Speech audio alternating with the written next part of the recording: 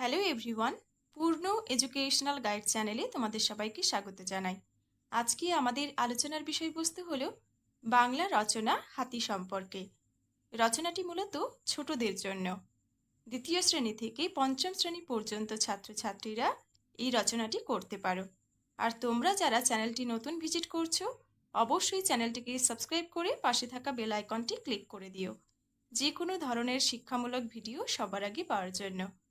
চলো তাহলে রচনাটি শুরু করা যাক। প্রথম পয়েন্ট হিসেবে আমরা দেব সূচনা বা ভূমিকা। চতুষ্পদী স্থলচর স্তন্যপ্রায়ী প্রাণীদের মধ্যে সবচেয়ে বড় ও শক্তিশালী প্রাণী হল হাতি। শুঁড় দিয়ে এরা হাতের কাজ করে বলে এদের নাম হয়েছে হাতি।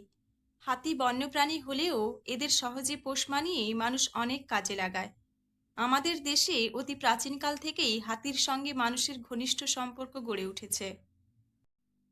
নেক্সট পয়েন্ট হিসেবে আমরা দেব আকৃতি। হাতির শরীর বিশাল, এদের মাথাটি গোল, চামড়া কর্কশ। এদের মাথায় আছে কুলোর মতো দুটি কান। দেহের তুলনায় এদের চোখ দুটি খুব ছোট। এদের নাক খুব লম্বা, একে শুঁড় বলে। এর সাহায্যে হাতি শ্বাসকার্য চালায়, খাদ্য মুখে পড়ে, জল খায় এবং যে কোনো জিনিস ধরে তুলতে পারে। দরকার হলে শুঁড় দিয়ে লড়াইও করে। এদের পাগুলো থামের মতো। নিচের দিকটা সমান ও মাংসল হওয়ায় চলার সময় শব্দ হয় না। পুরুষ হাতির শুঁড়ের দুপাশে থাকে মূলোর মতো লম্বা দুটো দাঁত। একে গজদন্ত বলা হয়। হাতি 10-12 ফুট উঁচু হয়। নেক্সট পয়েন্ট, প্রকৃতি। পোষা হাতি খুব শান্ত স্বভাবের হয়। বনে হাতিরা দল বেঁধে থাকে। 2-3টি পুরুষ হাতি, কয়েকটি মহিলা হাতি ও বাচ্চা হাতি নিয়ে এদের এক একটি দল। প্রতিটি হাতির দলে থাকে একজন দলপতি। হাতির স্মরণশক্তি অত্যন্ত প্রখর হয়। এরা শুঁড় দিয়ে জল ছিটিয়ে মহা আনন্দে স্নান পর্ব সারে।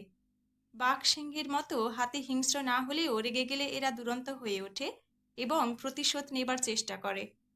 যদি কোনো হাতি বিপদে পড়ে তখন তাকে সাহায্য করবার জন্য দল বেঁধে বাকি হাতিরা এগিয়ে আসে।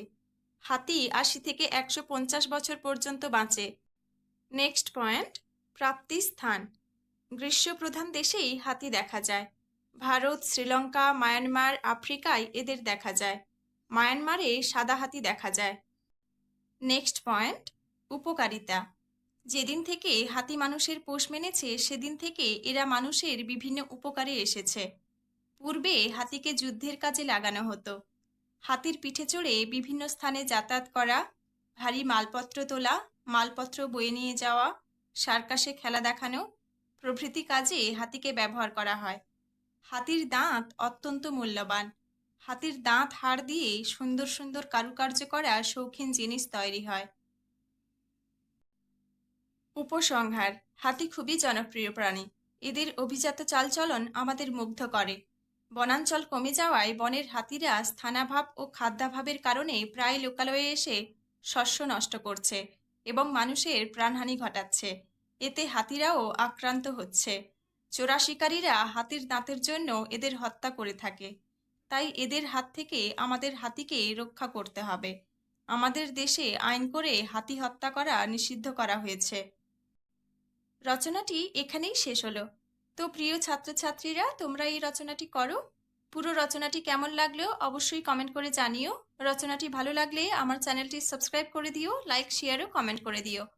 ভিডিওটি দেখার জন্য সবাইকে ধন্যবাদ।